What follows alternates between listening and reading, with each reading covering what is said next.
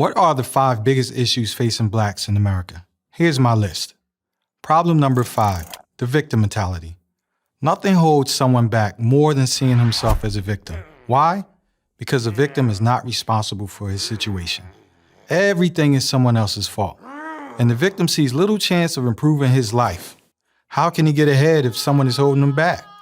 All this makes the victim unhappy, frustrated, and angry. This is how too many blacks see themselves, as victims.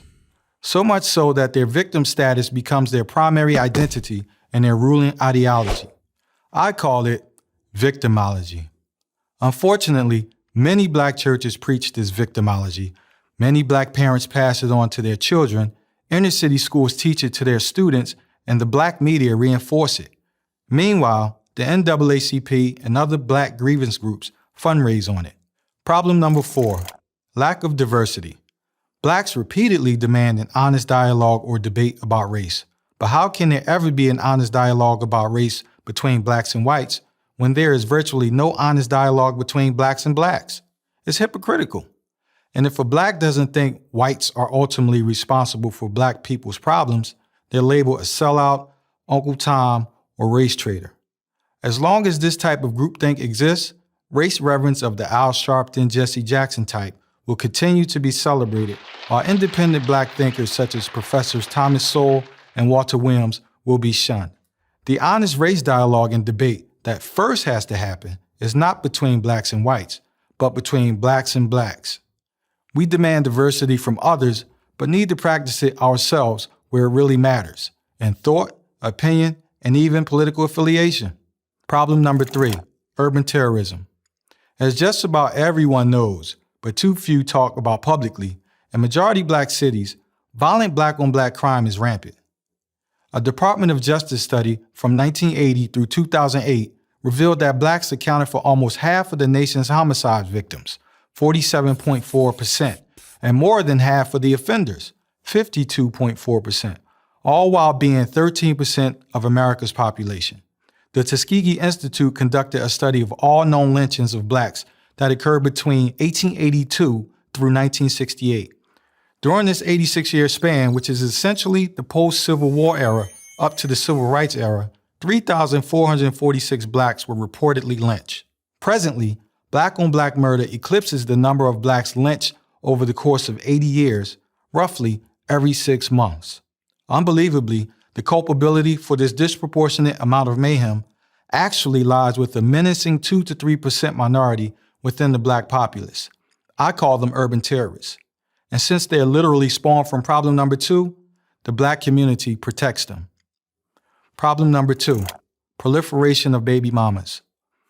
The disintegration of the nuclear family has led to an astronomical increase of single-mother households.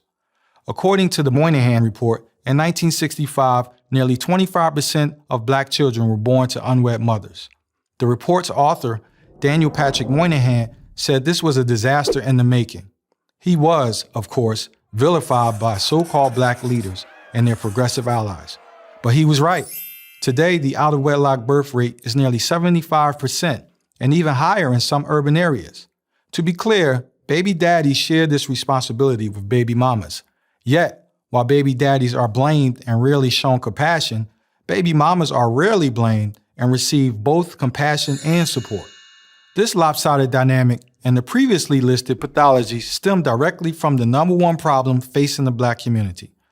Problem number 1, unquestioning allegiance to so-called progressive policies. Unwavering loyalty to progressive liberal policies is the primary reason these dire conditions persist. It both makes them possible and perpetuates them. It's no coincidence that progressivism is the common thread that binds predominantly black cities where single-parent homes, failing schools, rampant poverty, and crime predominate. Look at cities like Detroit, Philadelphia, and Baltimore. They've been run by progressive Democrats for decades. If their liberal policies were at all effective, these cities should have become models of economic growth and prosperity. Instead, they're models of dysfunction.